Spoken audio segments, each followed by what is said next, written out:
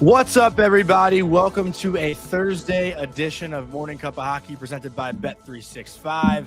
Open an account with Bet365 today and bet on a huge range of markets. Whatever the moment, it's never ordinary at Bet365. So use our code NATION, NATION, in all caps. I see the chat is buzzing already. And I got to say, Colby, this has been one of the most entertaining weeks in the NHL that I can remember for a long time. It's been nonstop, night after night after night. Last night's TNT broadcast was hilarious. It was cracking me up. And then on Twitter, you see Joel Farabee chiming in, quote tweeting Jay Fresh. That was my favorite. Yeah, that was my favorite part of the night. Even though the TNT broadcast did knock it out of the park last night. Yeah, anytime a player dunks on a graph maker who clearly does not watch hockey and admitted it. Yeah. And that's always my big issue with those types of people is don't throw your graphs in my face if you're not watching hockey, because that's not real life. Hockey is way too fast moving of a sport to be analytics only. It doesn't work. I always say it. There's a pizza pie and you divvy up the slices. Analytics gets its own slice. Like, congratulations to the analytics crowd. It's useful information. But the overkill of information, most people don't even know what to do with the information. They have no idea how NHL teams deploy the information. And then you put your fancy charts up all over the social media, platforms, and you tell us who's good and who isn't. And then the fact that Joel Farabee did that, and look, Joel Farabee he's a beauty. He's a good dude. I've got to talk to him over the past couple years. The guys in his locker room absolutely love him. He's a BU guy too, right? He is 1 year, but he is. J-Rock, no shot. That was Johnny. That's me. But he's a beauty, and seeing him do that was hysterical. He's sticking up for his teammate. Travis Sanheim is again another guy who's a great dude. Yeah. Watch a game. It's true. And then the guy responds and he's like, yeah, I don't really watch the games. It's like, and then he tweeted out after, like, Flyers fans, what was the best game that Travis Sanheim has played this year? I'll make like a clip or something. That's what I mean. Tough. Look, that was my favorite part of the evening, because again, I anytime I get into an argument with someone on social media, or I even respond to someone that doesn't agree, they always come at me with charts and expected goals percentages. And I'm like, stop it with your hypothetical numbers. I don't care what their expected goals are. I want to know what their goals are. It cracks me up how much you hate the analytics. Listen, that's not true. I don't hate the analytics. I use them for our team. I get analytics with my team. No, I didn't mean the actual numbers. I meant like the analytic people. Yeah. Yes, that is true. I know you like the numbers, but I know you don't like the people. Listen, I when I watch film after one of our games, I will go through the film and I will kind of see, like, all right, like, did this guy play well? Did that guy play well? Whatever. And like, I kind of come through with all my thoughts, and then I will go into the analytics and I'll just see, like, maybe there's a guy I thought played really well and his analytics were really bad. And all right, like, let me go back and watch his shifts again and see what I think. And, I just don't, like, it doesn't always match, right? And sometimes a guy didn't play well and I watch his shifts, and then you go and you look and he led the team in turnovers and his possession numbers were way down, and it's like, okay, yeah, these things, they jive together. So I do like the numbers.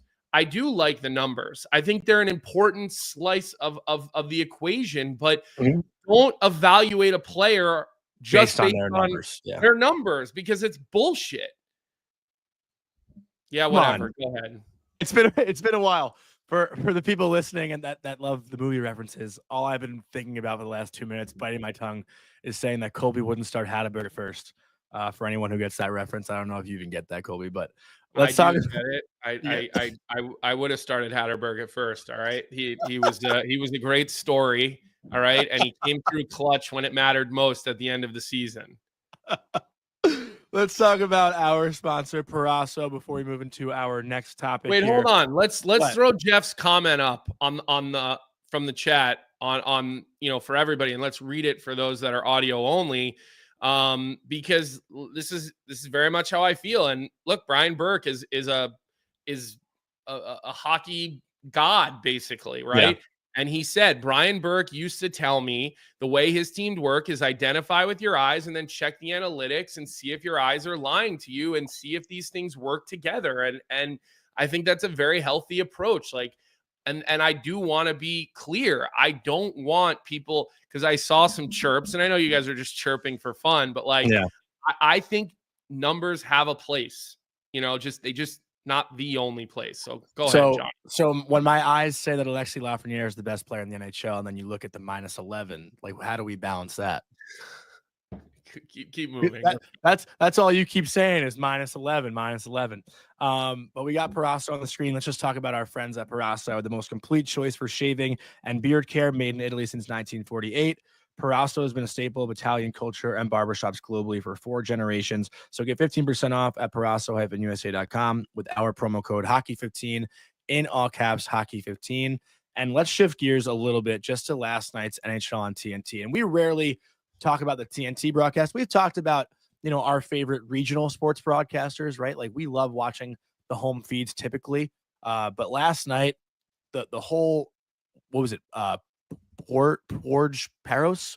What was the name that Biz used for that little bit? Yeah, that was a funny skit, huh? Like, the bit was funny. The bit wasn't the part that cracked me up. The questions to Brad Marchand after that whole bit was done.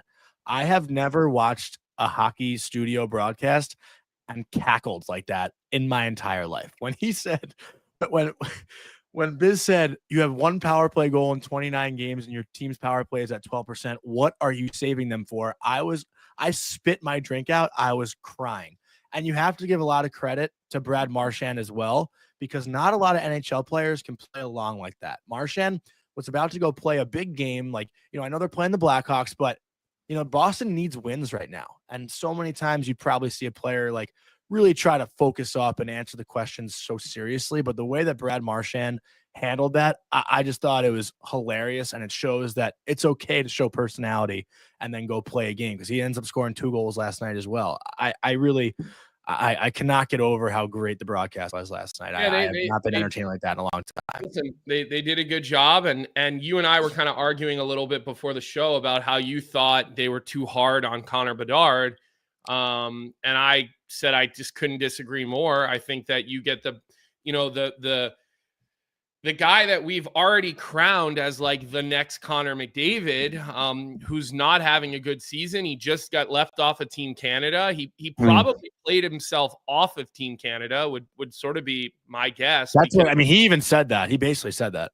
Yeah, I mean, I would have think they would have had him penciled in, thinking like, let's bring him to this tournament and get his feet wet. I said that I thought him and Celebrini both. I would have brought Celebrini over Jarvis. I know Jarvis has played really well, but again, I think Celebrini is a centerman who could already play center in a tournament like that. And most likely you'd think those guys are going to push for Olympic spots next year, but they put Bedard's feet to the fire a little bit. And, granted, he's young and he didn't really answer. He didn't really like give you much. I don't know. Like, his answers were really flat. They teed up the Michael Jordan thing to him. Yeah. Maybe he's too young. Maybe he's too young. What's he supposed to say? Maybe he's too young to really grasp Michael Jordan. Michael Jordan cut from his high school basketball team. Listen, I thought that, again, I thought Liam did a nice job with that question. And I just thought Bedard's answer was so flat. I would have loved to see him either bite back a little bit. I would have loved to seen him have a little inflection in his voice. Like, again, I say this all the time. It's okay to show a personality. Like, we're past the days where like you're going to get ostracized for it. You might get some shit from your teammates, but all in good fun.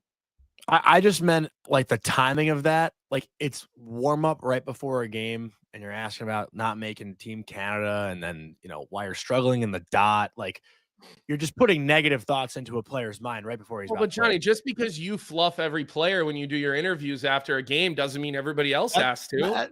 That's not true. But there's a time and a place to ask the questions. Like Connor Bedard already. If you've watched a lot of the Blackhawks like content. I've watched that every shift show. This kid is so hard on himself. Like, and when I feel like he's just getting it piled on right now, not only by, the TV broadcast, but reporters every day too. It's just constant negativity piling on right now. And that's a time where maybe you give him a fluff question because nobody wants to pile on a player like this. I went on I don't Chief's think show you're yesterday, and we're talking on. about Bedard. He's talking about Bedard like being a bust of a first overall pick. Listen, Johnny, you get drafted number 1 overall. You have incredibly high expectations. He had 61 points in 68 games last year. It's okay for him to be really hard on himself. It's okay for people to be really hard on yourself. They're crowning you the next thing of the league. What do you want us to do here? You want us to pat him on the back and give him a participation trophy? No. I mean, listen, I don't know what other questions I would have asked him, but I feel like we just rushed to negativity way too quick. Like, I don't think those are negative questions. I think those are how are those not negative questions? They're reality. That is reality of what's going on. You just didn't make Team Canada. Like, is it something that's going to fuel and motivate you? Like, that's reality. That is a factual thing that just happened. Okay. And then you're struggling in the faceoff dot. What are you doing to try to get better in the faceoff dot? That is a reality of what's going on. So ask it on a practice day, not right before a game. I almost just had a first-time visitor on the show. Now she's yelling. She was just kind of came bombing down the stairs, was coming into the office. But I don't know. Like, I just don't look at it as negativity. I think people are just doing their job, asking the right questions, because, again, you could have just asked him, like, hey, like, what flavor ice cream is your favorite? Like, that's, what they do. I do that stuff for BR Open Ice. That's like whatever. That's a segment. But I just think with this, the time and place before a game to ask that, it's tough. That's all I'm saying. Mm-hmm. Ask him today, I disagree. It's the biggest stage. It's the national game of the week. It's everybody's watching. I mean, I don't like you're going to face criticism when things aren't going well. It's part of what you sign up for. Now, I'm not saying you get personal. I'm not saying you talk about people's families, all that stuff. That shit's a no-no. But, like, those are real hockey questions, Johnny. Honestly, I thought those guys did a nice job with that interview. I really did. They showed you how they could be light, and they showed you how they could have fun, and then they showed you how they could be serious, and they could ask real questions. And he better get used to it. If you're going to be the face of the league, you better get used to it. Yeah, no, fair enough. But let's talk about the Boston Bruins, because, they've really turned it around since firing Jim Montgomery, Joe Sacco. I don't know what X's and O's have necessarily changed so much, if you can pinpoint that, but the production seems to be there. They're scoring goals. That was a big issue for them, with Jim Montgomery behind the bench. And, last night, I actually thought they came out last night in the first 3-4 minutes and they looked horrible. I mean, Chicago was all over them. I thought Chicago might have won that game last night just right off the bat, but, they bounced back. Credit to them. Brad Marchand, 2 big goals in the second period. David Pastrnak looked good, and I think he's got 7 points in his last 5 games. What's clicking right now for the Bruins since, the firing of Montgomery? Is it also schedule? I was just going to say, certainly a new coach bump, and you are getting some production, but look at the teams that they've beaten. They haven't been on, and I'm pulling up their schedule right now, but they haven't been on a tear beating super high end teams, right? Like, and it's good to get that new coach bump and that new coach win. But look, I think more. And I didn't watch a lot of that game because I watched the Toronto-Nashville game. I'll be honest with you. I'm finding myself going to the Toronto game just about every time it's on. Like, fun. It's a good team to watch. Like, they have all the elements going in Toronto right now. So I did spend a majority of my evening in the early part watching Toronto, but I'm say all one thing. Carter Hutton right now, by the way, Colby. I'm all over Carter Hutton. One thing that is stood out to me a little bit is I think Mason Lohrei has played a lot better. And I went and looked to see if his minutes were a lot different, and they're really not. I mean, he's maybe getting a little bit more ice time under Joe Sacco, but look, I know what it's like to be a young defenseman playing for Joe Sacco, and I know he's not afraid to do it. I went back and looked this morning. My first night when he was my head coach in the National Hockey League in a regular season game, I got 18.5 minutes, and my second night was 21.5. The third night I was on pace for 20, but I had food poisoning. I was literally vomiting all over the bench in Columbus, and so we were up 4-1, so I didn't play. And I went to the room the third period. The trainer was like, "You can't be on the bench throwing up. Like it's too much for everybody else." So Joe's not afraid to play a young guy, right? I'm seeing a little bit more confidence with Mason Lohrei, and I think he's kind of got the ability to be a difference maker. Obviously, Charlie McAvoy, you know, we're not moving, we're not just overlooking Charlie. Charlie is what Charlie is, but that's been one of the biggest differences, at least for me, that I've seen is I like the way that Mason Lohrei is now playing under Joe Sacco. Lohrei got 17 minutes and 5 seconds of ice time last night. I thought Charlie did play great last night too. He played a little motivated now, doesn't he? 24 minutes. What'd you say? He looks more. He's playing almost with more jam. And he's got to play with jam. Well, I was talking to him the day that Monty got fired. He was pissed. He really this is the first time since Charlie's been in Boston where they haven't been good. Charlie's been there for 8 years essentially, and it's the first real adversity in the regular season that they've probably faced since then. Yeah, no, I think that again, and we talked about this when this happened, and I told you players were going to be pissed because when a coach gets fired, it's because of the players. Yeah, it's people didn't dislike Monty. People, the players liked Monty. So they took it personally, and they're playing like it, and they really are. That was another funny question or I don't even know if it was a question that Biz said to Marchand. You already got one coach fired. What else are you going to do? Yeah, it was good. Yeah. It was good I can't get over that interaction. But, Colby, you mentioned Toronto, and we do have Pat Maroon coming out at 9:30, so I want to get to this topic before Pat joins the show. We put the poll up in the chat. You're very adamant about this. Who do you think is going to be the captain of Team USA? Vic says it's Austin Matthews, and I agree. You guys think it's an automatic that it's Austin Matthews. I mean, I'm not picking Austin Matthews to be the captain if it's my team. I'm picking, I'm looking at a different option. I'm either looking at Eichel, I'm looking at Tkachuk. I think maybe Dylan Larkin. I don't know. I'm not picking Matthews to be the captain. Maybe you give him the assistant, but remember something. It's not necessarily have to be your best player in a situation like this, right? I mean, how much international experience? I mean, none of them really have that much not experience, many, right? Other than the World Juniors and stuff like that. But I don't know. What is the poll? How's the poll looking? And I just want to say this too.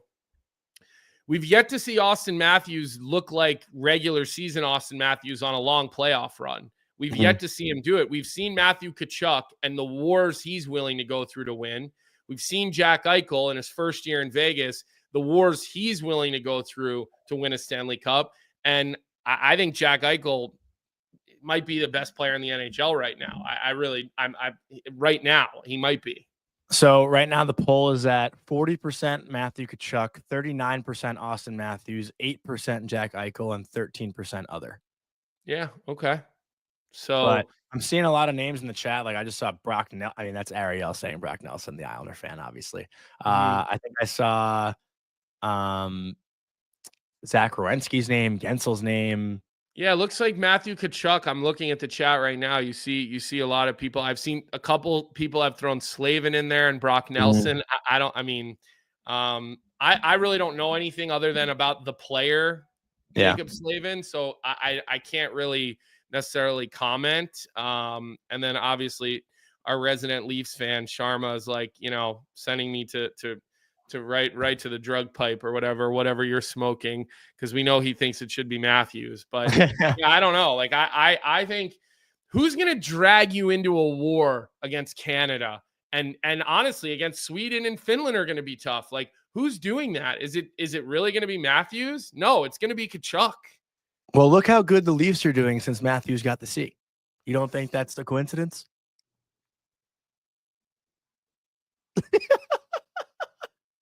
Listen, it's an exhibition tournament. I know all these guys. Yeah, Quinn Hughes, Zach Boychuk actually just said Quinn Hughes is probably a good one too. Like I know Quinn isn't the most vocal guy, but Quinn is a guy who leads by example with everything he does.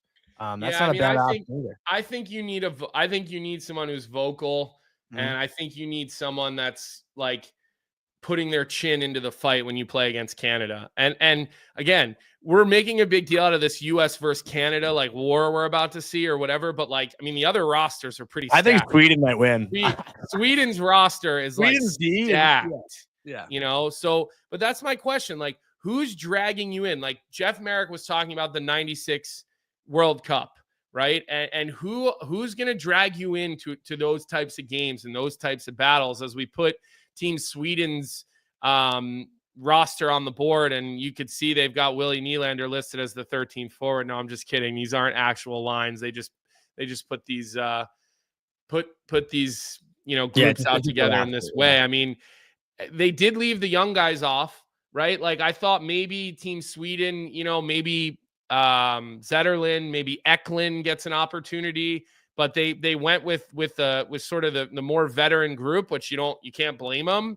Leo Carlson, who's I think well deserved, but like again, you could make an argument like this is also like an NHL type of roster. Like you've got Lindholm and Carlson who are going to be like your defensive centers, and then there's Kempe and Forsberg are more of your top six guys, and like there is Joel Eriksson Ek is a guy who's going to be able to play in the bottom of the lineup only because he's so versatile, and Leo Carlson probably be able to play that sort of power forward move. And like Gustav Nyquist is not, he's not a top six player on this team, right? But again, it looks like these GMs all built teams to play more NHL style hockey.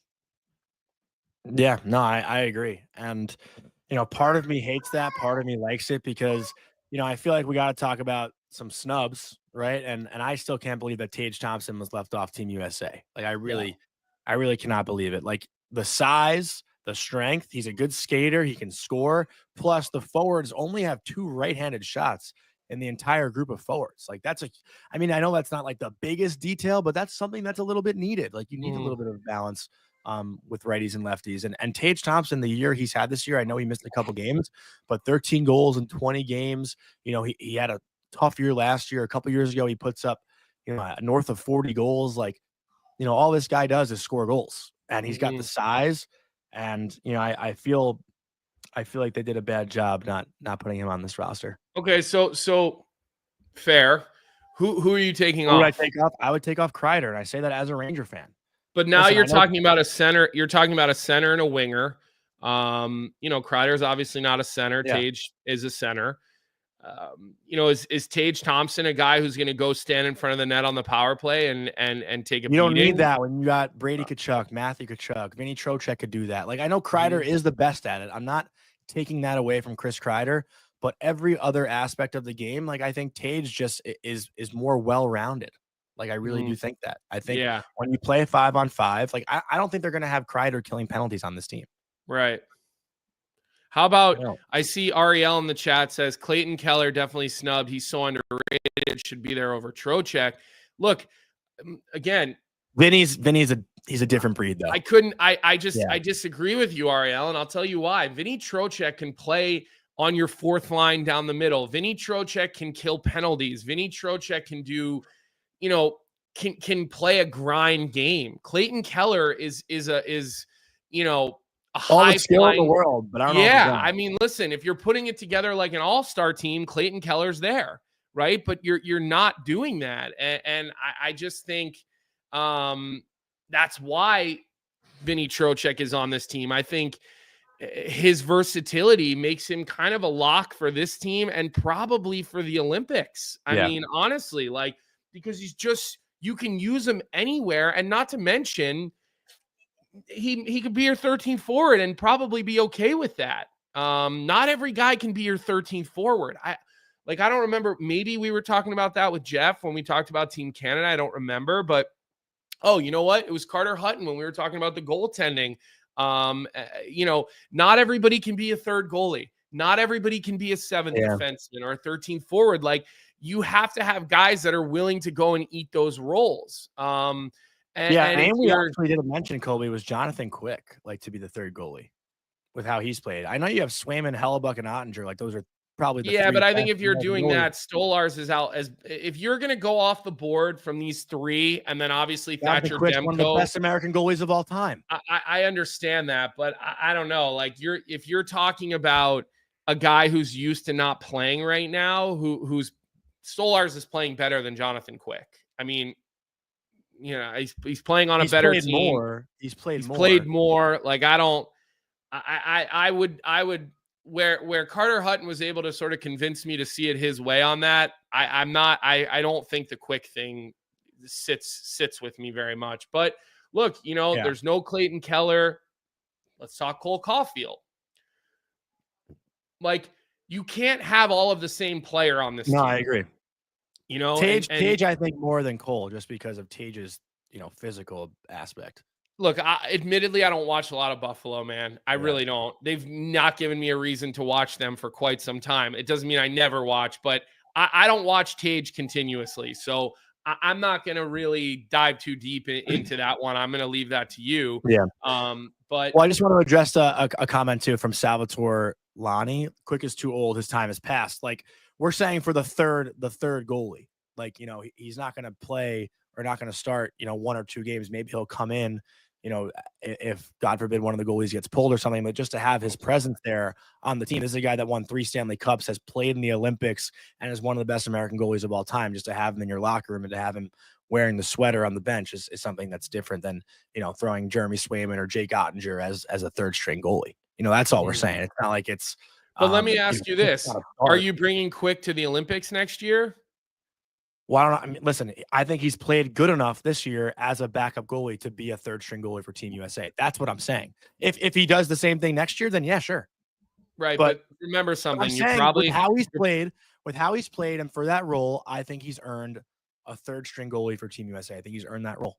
Yeah, I think you're being the biggest Rangers homer, which you normally are. I literally just said take Kreider off of the team. But again, you're Stolarz is playing better than I think Marc-Andre Fleury should be the third string for Canada. He's one of the best. Here's the thing: you've got to also think a little bit about who, like, you're adding Thatcher Demko back to this mix for next year. So now there's 4 guys for 3 if he gets healthy next year. But I understand that. But you want to make sure you have these guys like Hellebuck, Ottinger, Swayman. We just talked about the fact that none of them have really gotten any real international experience. They haven't done Olympics. There hasn't been World Cups. Like, I think with the goaltending position, guys who are used to playing and having the ball, you've got to get these guys in there and get them a little bit of experience if you want to go and win and try to win the Olympics next year. Obviously, you're going to try to win this, but the Olympics is something you have to keep in your brain. And that's why I've fought for young guys.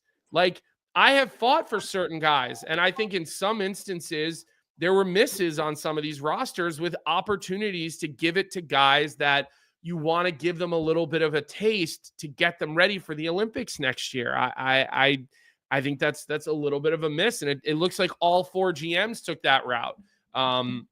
You don't really see any up-and-comers on any of these rosters, do you? Leo Carlsson, Sweden.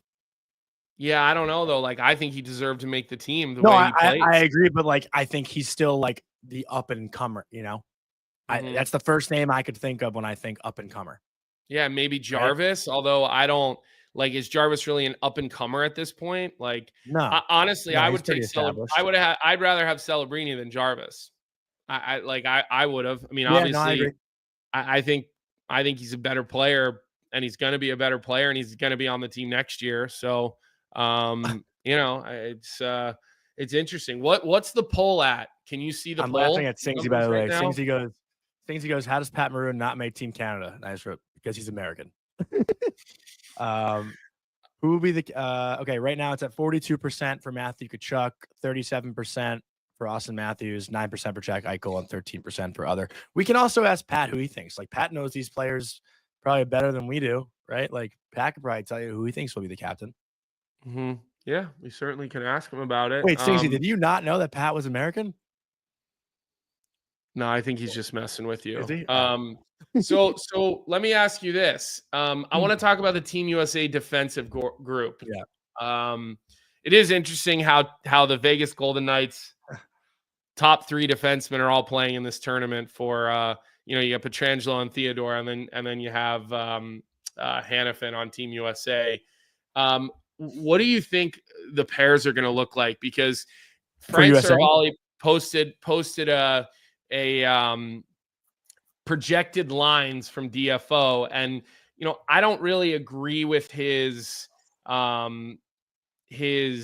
forwards that he projected. But his D pairs, he has Hughes and McAvoy, That's what I would Slavin do. and Fox, That's what I would do. Werenski, Faber, and then you have Hanifin as number 7. I'd probably do the same exact thing. I was just gonna say, like, to me, that's, and then he has Hellebuck, Ottinger, Swayman, 1, 2, 3. Which again, I agree with all of those things. Yeah, but I don't have any disagreement with any of that. Yeah, like I think that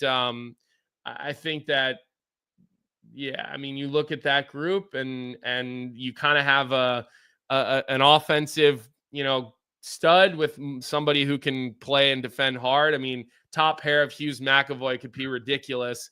You give Fox Slavin, the amount of freedom that gives Slavin, and honestly, Werenski too. You give Werenski Brock Faber, it frees a lot up, right? Because you've got these guys playing with you, behind you, that are so good defensively and so good with their sticks. That is going to be a tough defensive group to make it happen against. Joe Albany's just said Slavin Fox will feed families. I think the McAvoy Hughes pairing. Yeah, those two are going to be sick. Sick. And I see New York Marine has an interesting comment in the chat. Vic, see if you can get it up on the screen for us. But it says Team USA should only have an honorary C in memory of Johnny Hockey. Keep his jersey on the bench. Just have A's this year. Yeah, I mean, I'm sure they will honor Johnny. Yeah. He would have been on this team, no doubt. You'd have to thought he would have been on this team. Hard to imagine, that he wouldn't have. And again, he does have international experience, and he did play in all those World Cups, World Championships. So maybe that's something that they do. I don't know. I mean, I think you need to have a captain, but I do think having some sort of, Johnny Hockey presence and having the jersey there. I mean, they'll have stickers on their helmet. They've done that for Jim Johansson for a while. So, we'll see. And again, as we're rolling through some of these comments, I see Brock Faber could still be an up-and-comer for USA. He's still very young. Yeah, I agree with you, David. He's very young, but I don't know if I consider him an up-and-comer. Like, this guy has arrived already on the scene. Like, Brock Faber signed his big ticket. Yeah. He's the opposite of Alexis Lafreniere. He signed his big ticket, and he's gotten better, where Lafreniere signed his big ticket, and he completely packed it in, and him and Johnny have just been hanging out at Scores every weekend. Always. So it's I think Faber's arrived. Like, he's a stud defenseman, sort of this two-way shutdown type of guy, Johnny. So all right. Well, Colby, we have a current NHL player that's waiting to join us patiently, and we could talk about the captaincy with him. But before we do that, I want to talk about Fountain Tire. You and your family's safety is important, and Fountain Tire specializes in tire and auto service, and you don't have to settle for a good deal or good customer service, because at Fountain Tire, they do both. They'll treat your vehicle like it's their vehicle, and if you need new tires or maybe your engine has a little rattle, stop into Fountain Tire, and they'll sort you out. And right now, you can save up to $225 on a set of 4 select tires, including Goodyear till December 14th.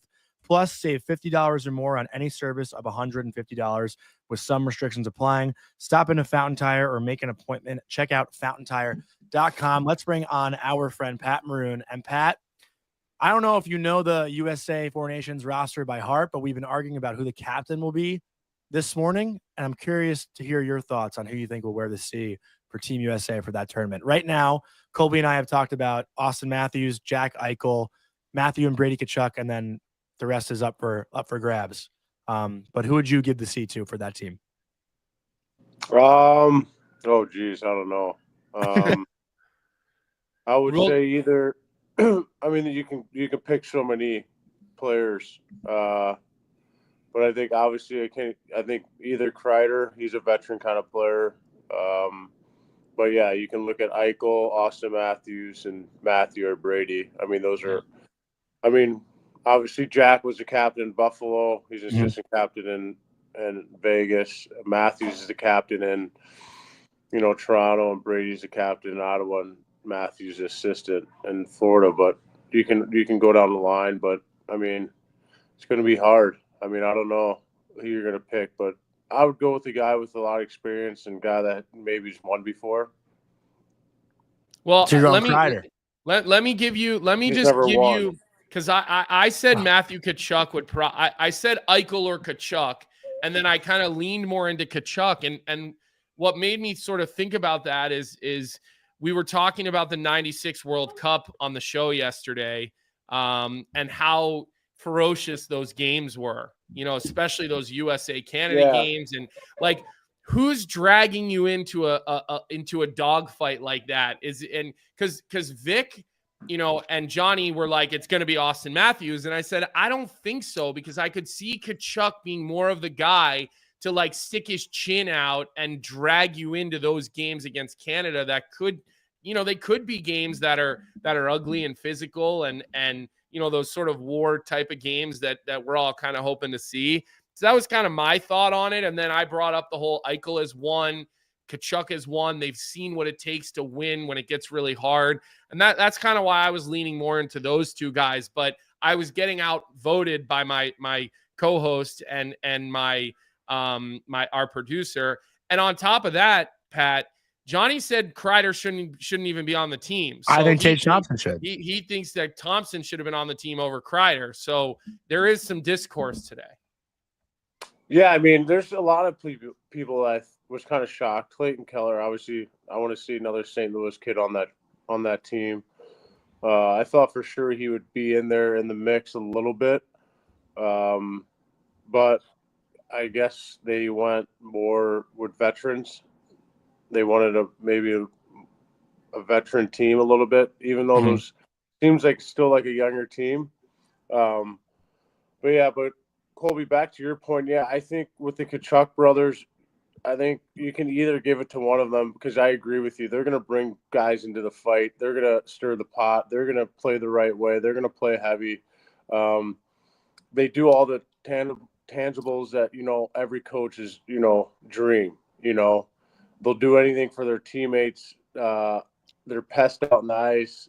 They play hard and heavy. They get to the front of the net. They do all those things that just make them so effective in the game and piss people off. So that's a good one to look at. I think, if you're looking at it as a team, like who's going to bring our team into the fight, who's going to probably get our team going, you can look at the Tkachuk boys. And I kind of like that argument because there are two guys that do that.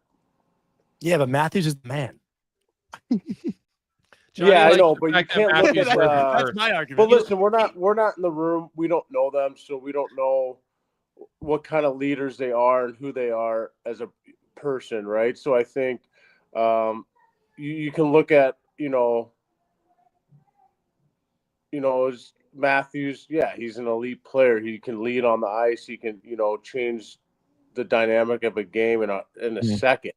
The way he plays the game, so can Jack Eichel. So like, to me, it can go either way. But like, if you're looking for like a leader that's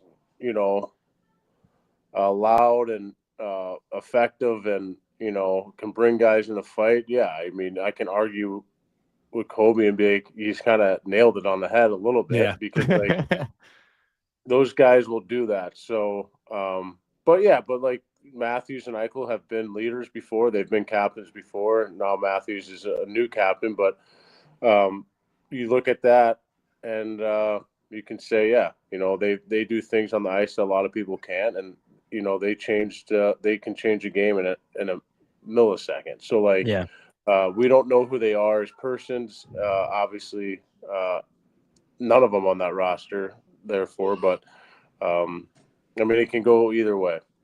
And Pat, just kind of going, back to like inside the locker room yesterday when the rosters were being announced. I'm sure guys probably had an idea before they were officially announced. Was there a lot of chatter in the room, or was it really, focusing on last night's game against Boston, because we argued before, at the start of the show, that TNT asked Connor Bedard about it when he had the headset on in warm-up, and I was like, man, like, I thought they kind of piled on Connor a little bit, and Colby was saying, listen, he's one of the best players in the league. He has to answer those questions. And I'm kind of curious if there was conversation about it at all in the locker room, at least at morning skate, probably not before the game. Honestly, no, there wasn't. I didn't know the team until after the game. Really? The only thing that got brought up was Fleegy congratulate, like before we were going out to warm-ups, or maybe after warm-ups, Teravainen on making the team. So, yeah, that was it. That was the only conversation we had about it. So no one really talked about it. Do you think now that this for Connor Bedard, listen, he puts a lot of pressure on himself. We've all seen that. Do you think now that, okay, you're not on this team, do you think it's like now he gets motivated and there's no pressure anymore? Or because they did ask him about it, and that's what Jonny and I were talking about. Like, the TNT guys, I don't want to say they put his feet to the fire a little bit, but they asked him about his center, struggling in the faceoff dot. And they asked him, hey, Michael Jordan got cut from a team once, and then look what he went on to do.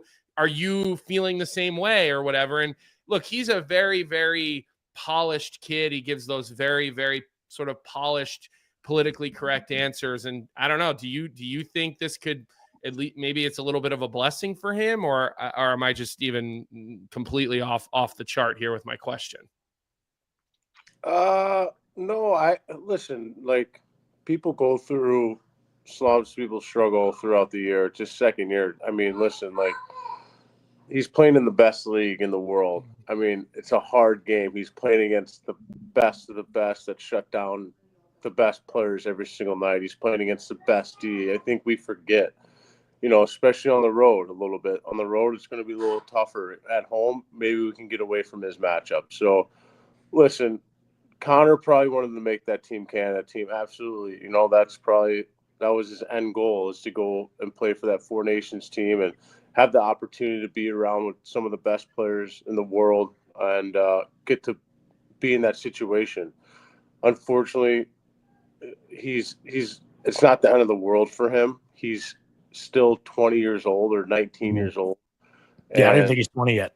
No, he's 19 years old, and he's got so much hockey left in him. He's got a long career in front of him. He's a competitor. I'm sure he's disappointed, but it's not the end-all be-all for Connor Bedard. I think Connor's got a long, great career in front of him.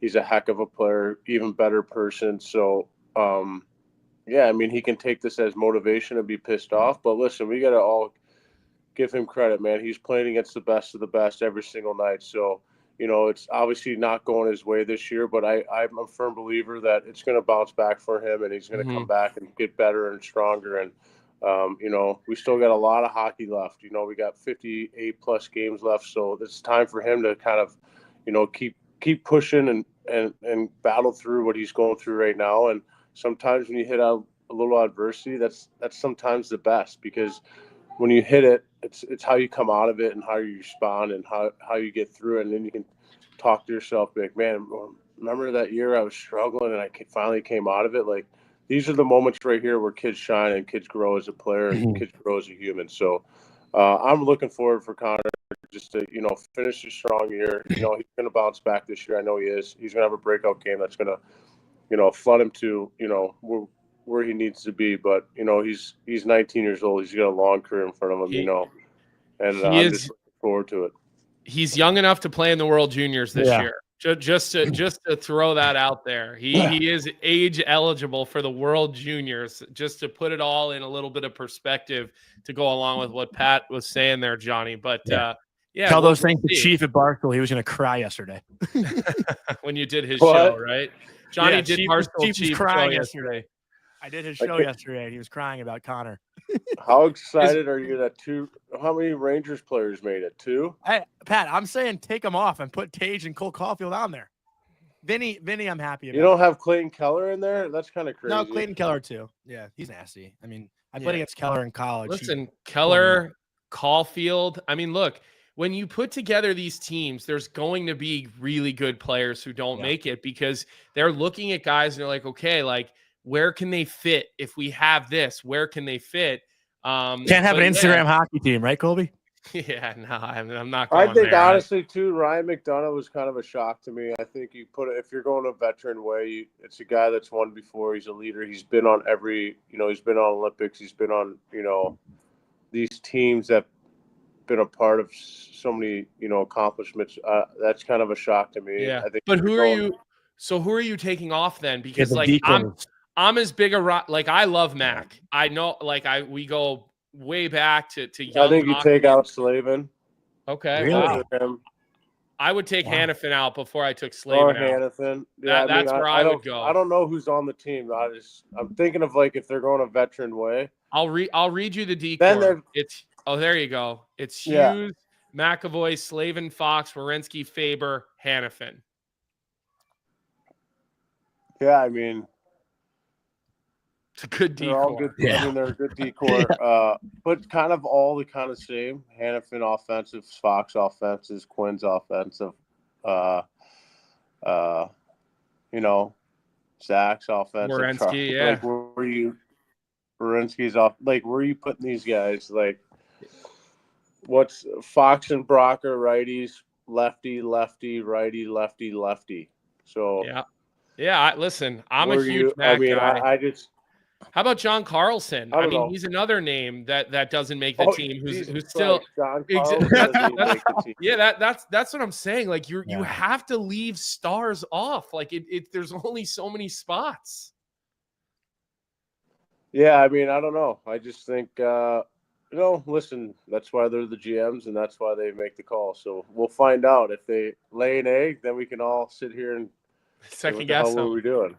Are the players that aren't in it, Pat? Like, are you excited to watch it, or are you going to take some time off? Like, it's obviously a nice break for you in the middle of the season, but are guys going to sit on the couch and watch these games and like get fired up for it? I think the guys will be on the beach. Yeah, that's what I was thinking. Right? Like, no one really cares. Guys, I would say guys would watch. Guys would tune in if they're like on a nice vacation and they have time in between and they're just kind of relaxing a little bit. You're not leaving the pool to go watch USA versus Finland, though. What? You're not leaving the pool to go watch USA versus Finland. No, absolutely not. Like if it's I don't even know the rules, to be honest with you. I haven't really been paying attention. I got the email last night from the NHLPA, so I was just kind of reading it. They only play 3 games, and then the top 2 teams go to the championship. I think Is that right? Yeah. It's a little appetizer. It's a little precursor to the Olympics. That's all it is. So, but I'm thinking too, like, are these guys like do they get a medal? No, I don't think there's anything. I don't think there's like any reward. There has to be a reward. There's always a trophy at a fort. There's gotta be money involved. These guys aren't playing if there's no money. There's something because look, they're playing for their country. It's a 4 nations tournament. They always give out a winner and a loser at a 4 nations tournament. Like, I mean, they have 4 nations tournaments are pretty common at the younger levels of international hockey. I know that. Yeah. That I was kind of reading the thing last night. It's like they play 3 games and then they go to the championship for 1 game. I think it's 3 points for a win, 2 points for I'd have to go back and read it. No one's testing you, Pat. It's okay. But yeah, like, are these guys going all out, or they, obviously they have to because they want to make the Olympics, but they still also have a half a year next year to get looked at, or a full year to go get looked at again. So, like, I don't know. Well, let's ask where you. This is going. Pat, if Pat Maroon is playing on Team USA, are you going all out? Are you even are you playing as hard as you would be playing like in a playoff series? Yeah, 100%. I guess. Okay. I am. Yeah, that's what I would have thought. But I'm just kind of like curious on that point of view. Like, yeah, I guess you're playing for your country, so that's kind of dumb on my part. Yeah, you're playing for your country. You're putting the USA jersey on. You want to feel pride. Yeah. I'm just curious of guys like you know, they don't want to get injured or, you know what I mean? It's not the Olympics. It's 4 nations. So it's like, you know what I mean? It's different. That's if my you guys know argument, what I'm saying. This is it's an exhibition tournament. That's been my argument. Like, you know, usually these are in August or September and they're having it smack in the middle of a season. Yeah. That's what I mean. But guys are ramped. Yeah. Guys are ramped up right now, though. It's like when you do it in the beginning before the season starts, veteran hockey players are using that time to get in shape. They're not at 100% go, go, go. Like guys are at 100% go, go, go. Good morning. Say hi. We have our normal special visitor on the show every week, and it's not Pat. It's not actually Pat. Yeah, I agree with you. Like if it's in the beginning of the year, guys are using that as ammo. Pat, you're getting a little flack in the chat. One of our most loyal watchers, Singsy, who's also a Spit and Chicklets legend. He says it every time.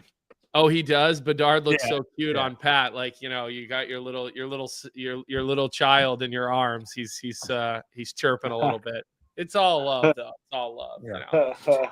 Pat, something outside of hockey I want to ask you about. I watched a couple episodes of that Every Shift show. I don't know if you've watched the show on your own team.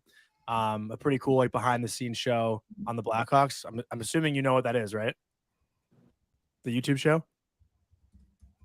Is he frozen? No, he just has no idea what you're talking about. You were cutting off there. Oh, I was cutting off? Yeah, I knew the Wi-Fi was wrong. I was watching. You guys are frozen. You froze there for a second, too. Are you good now? You hear us? You look good now. You got me? You guys are all frozen right now. All right, so maybe we should, Pat, I don't know if you want to come out and then come back in and reconnect, but it is, you can kind of see the wheels turning for him as we're kind of going through these things. And I do believe him, you know, that when he says like, I haven't really put a whole lot of thought into this, which is reasonable. You know, for a guy like him, like he's in the throes of it. He's not on the short list to make the team. So he's focused on the Chicago Blackhawks and he's focused on supporting his teammates. But you know, it was kind of interesting to see how the wheels started turning as we were asking him these questions. Cause I like he said, it's the first time he's really probably put that much thought into any of this stuff. And then, you know, as he kind of rolled along, I feel like, oh yeah, maybe this works and that works. And so it's interesting to hear his thought process. There we go. We got him back now on a lot of these topics. So go ahead, Johnny. I know you wanted to ask him something a little off the path here. Yeah, I was going to ask, Pat, you got us? I think he's frozen again. You got us, Pat? Thanks for sticking with us, chat. This is the struggle. Can you hear me? Show. Yeah, we got you. Yeah, we got you. Yeah, it might be my Wi-Fi, so I turn it off. All right. We got you good here. But I was going to ask you about the YouTube show the Blackhawks do Every Shift. You know, I watched a couple episodes of it the other day. It's pretty cool. It's like a cool behind the scenes show about the Blackhawks. And I saw as a team, you guys went to Sebastian Maniscalco. And he's like one of my favorite comedians, you know, a team event. Just wondering if that was your first time seeing him live and what you thought of that show, because I think he's hilarious. Yeah, I was we went as a team. It was great. He's a hilarious human, man. He's so funny, and he's just a little guy too. Yeah, but I wish he was talking more about like Italians, because I think Italians are hilarious in how they interact with people. And I thought he was going to attack that side of it more, but he didn't. And but yeah, we got to meet him at the end of the show. It was really cool. Him, his wife, and his kids. So very friendly. It was just a short little meet and greet, but we love the show. It was a great idea for us to, you know, just get together as a team. Yeah, Pat, look, you're cutting in and out, so we're gonna just give you a hug and say goodbye to you today, because it's not connecting as clean as we want. But you know, we appreciate having you on every week. We love what you bring to the show. Your insight is something I think that the people in our chat truly look forward to every week. Hopefully next week we'll have a better connection with you on the Wi-Fi. But you know, you've spent almost 30 minutes with us to this point, so we appreciate your time, buddy. We'll talk to you soon next week. All right. We'll catch you on the East Coast. All right. Yeah, sorry, boys. I don't know what the hell's going on here. It's all right. you're No good. big deal. No big deal. You're good. But I'll see you in New York City next week, all right? I expect you to buy me a beer. You make a lot more money than I do. All right, sounds good. All right, see you, Pat. Have a good one. It's funny that's what he's talking about with Sebastian Maniscalco, because my wife and I went and saw him in Atlantic City a couple of years ago, and it's really funny when he talks about the Italian and because he's the Italians and the Jews, because that's like it's the household and the family lives that we live in our house. So that stuff resonates with us so much. When he talks about the food differences, and he's talking about like a Shabbat Seder with like same corporation, different division versus the bread and the sauce and everything. Like I mean, he's hysterical. We went to the Jewish restaurant, the Gefilte. Amazing. But he's really funny. So in the show though, Colby, like Luke Richardson brings them like in the locker room and says, like, this was so funny to me. Like he's kind of comparing playing the NHL to what Sebastian Maniscalco does. Like you're on the big stage doing it, like, Sebastian just put on a great show and he's got to do it again tomorrow, just like you guys. And I was like, well, it's a comedy show. Like, well, listen, Luke. Man, Luke Richardson is a hockey lifer. Like he's such a motivated guy, and on top of his coaching job, like Luke is up at like.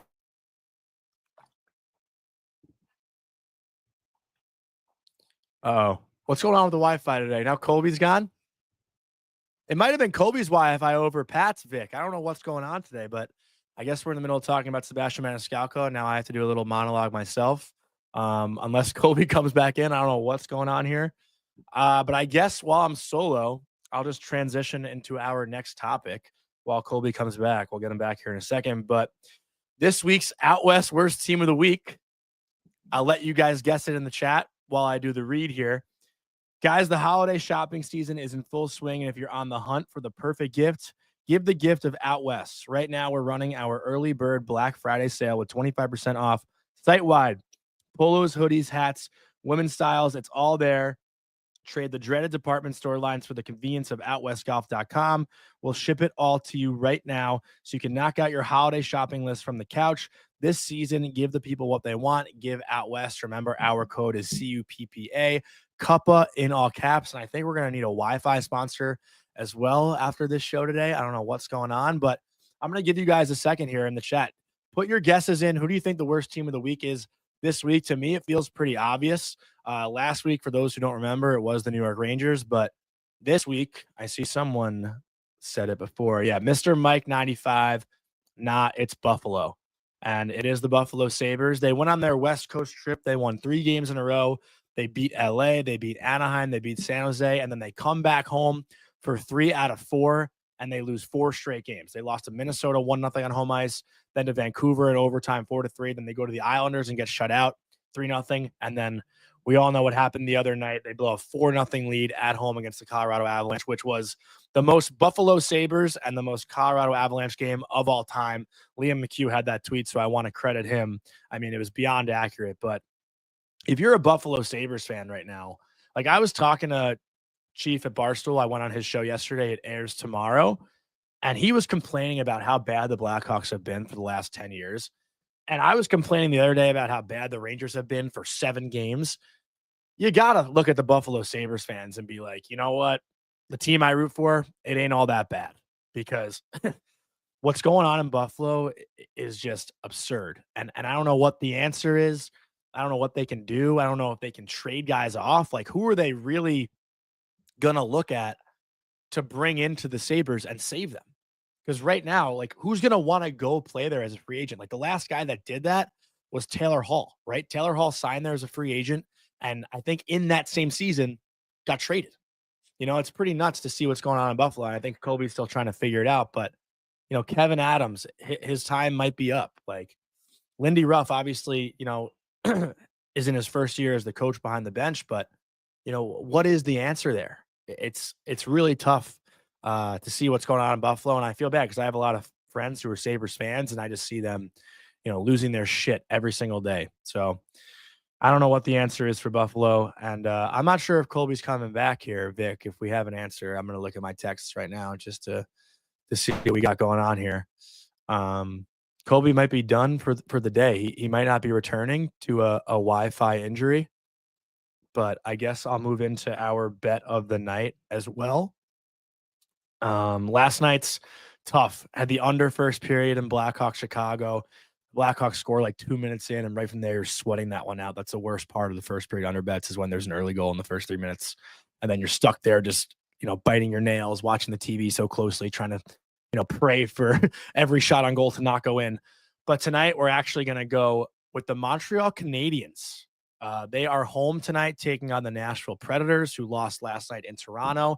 Nashville on the second leg of a back-to-back. A Noonan probably is starting in net, since Saros was in goal last night for the Nashville Predators. So I imagine they're going with a Noonan in goal tonight. Montreal coming off a big win against the Islanders. Patrick Laine back in the lineup. They get a huge goal from him, a big boost in the crowd. The Bell Center went nuts. And you got to think, with Nashville right now losing 5 straight games going into the Bell Center, 6 out of their last 7, I think 8 or 9 out of their last 10. This team is a disaster right now, and they could be the worst team of the week every week also, with the roster that they have and what they're living up to. So it's been insanely disappointing for the Nashville Predators, and tonight we're going to bet against them for some reason. I know Montreal hasn't been that strong this year, but they're home dogs against the Predators, who have been miserable on a back-to-back. So Montreal money line. Curious to see everyone's thoughts on what they think of that bet. Singsy saying bet the over. Big Willie Style saying Laine called a goal. Joe saying Nashville coming off a back-to-back. Seems like most people are agreeing with that one. But yeah, we're going with Montreal money line, and I don't really have any final thoughts to wrap up the week, but it was a fun week of hockey. I mean, we got the Instagram hockey comments from Steve Valaket.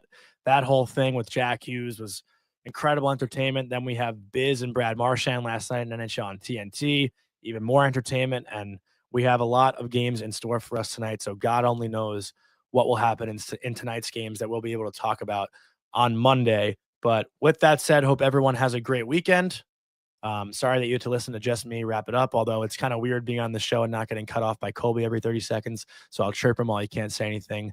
Not on this show. I'm sure I'll hear about that in our text in about 30 seconds. So love you guys. The chat's been unbelievable all week, and we'll talk to you on Monday. Have a great weekend. What's up, hockey fans? If you enjoyed that video, then you need to be hitting the subscribe button right here at Daily FaceOff. Exclusive interviews and analysis from our hockey insider Frank Saravalli, fantasy updates from Brock Sagan, and a daily live show at noon Eastern, Monday through Friday. You don't want to miss any of the fantastic content, so hit that subscribe button.